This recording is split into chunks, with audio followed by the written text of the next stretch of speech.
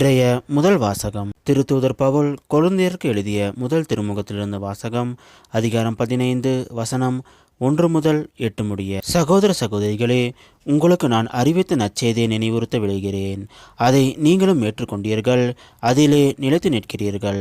நான் உங்களுக்கு அறிவித்த நற்செய்தியை நீங்கள் உறுதியாக பற்றி கொண்டிருந்தால் அதன் வழியாக மீட்பு அடைவீர்கள். இல்லையேல் நீங்கள் கொண்டிருக்கும் நம்பிக்கை பொருளற்றதே. நான் பெற்றுக்கொண்டதும் முதன்மையானது என கருதி உங்களிடம் ஒப்படைத்ததும் இதுவே. மறைநூலில் எழுதியுள்ளவாறு கிறிஸ்து நம் பாவங்களுக்காக இறந்து அடக்கம் செய்யப்பட்டார். மறைநூலில் எழுதியுள்ளவாறே 3ஆம் நாள் உயிருடன் எழுப்பப்பட்டார். பின்னர் அவர் கேபாவுக்கும் அதன் பின் 12 தோன்றினார். பின்பு 500க்கும் மேற்பட்ட சகோதர சகோதரிகளுக்கு ஒரே நேரத்தில் தோன்றினார். அவர்களுள் பலர் இன்னமும் உயிரோடு இருக்கின்றனர், சிலர் இறந்துவிட்டனர். பிறகு யாக்கோப்புக்கும் அதன் பின் திருத்தூதர் அனைவருக்கும் தோன்றினார். எல்லாருக்கும் கடைசியில் காலம் தப்பி பிறந்த குழந்தை போன்ற எனக்கும் தோன்றினார். இது ஆண்டவர் வழங்கும் அருள்வாக்கு. இறைவா, உமக்கு நன்றி. இன்றைய நற்செய்தி புனித யோவான் எழுதிய நற்செய்தியிலிருந்து வாசகம். அதிகாரம் 14 வசனம் 6 முதல் 14 முடிய. அக்காலத்தில் இயேசு தம் சீடர்களிடம் கூறியது: வழியும் உண்மையும் வாழ்வும் நானே. என் வழியாய் அன்றி எவரும் தந்தையிடம் வருவதில்லை. நீங்கள் என்னை அறிந்திருந்தால் என் தந்தையையும் அறிந்திருப்பீர்கள்.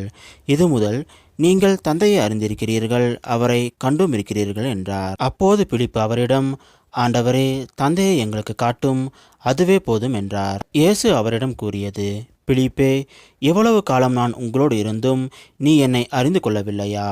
என்னை காண்பது தந்தையை காண்பது ஆகும். அப்படி இருக்க தந்தையை எங்களுக்கு காட்டும் என்று நீ எப்படி கேட்கலாம்? நான் தந்தையினுள்ளும் தந்தை என்னுள்ளும் இருப்பதை நீ நம்புவதில்லையா? நான் உங்களுக்கு கூறியவற்றை நானாக கூறவில்லை. என்னுள் இருந்து கொண்டு செயலாற்றுபவர் தந்தையே. நான் தந்தையுள் இருக்கிறேன், தந்தை என்னுள் இருக்கிறார். நான் சொல்வதை நம்புங்கள். என் வார்த்தையின் பொருட்டு நம்பாவிட்டால் என் செயல்களின் பொருட்டாவது நம்புங்கள். நான் செய்யும் செயல்களை என்னிடம் நம்பிக்கை கொள்பவரும் செய்வார், ஏன் அவற்றை விட பெரியவற்றையும் செய்வார். ஏனெனில் நான் தந்தையிடம் போகிறேன் என உறுதியாக சொல்கிறேன். நீங்கள் என் பெயரால் கேட்பதையெல்லாம் நான் செய்வேன். இவ்வாறு தந்தை மகன் வழியாய் ஆட்சி பெறுவார். நீங்கள் என் பெயரால் எதை கேட்டாலும் செய்வேன்.